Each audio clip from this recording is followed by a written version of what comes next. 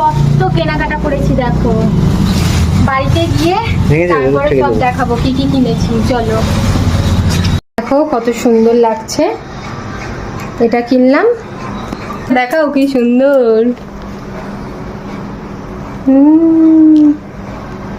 আর ঘড়িটা দাঁড়াও দেখি দে, দেখো দেখো,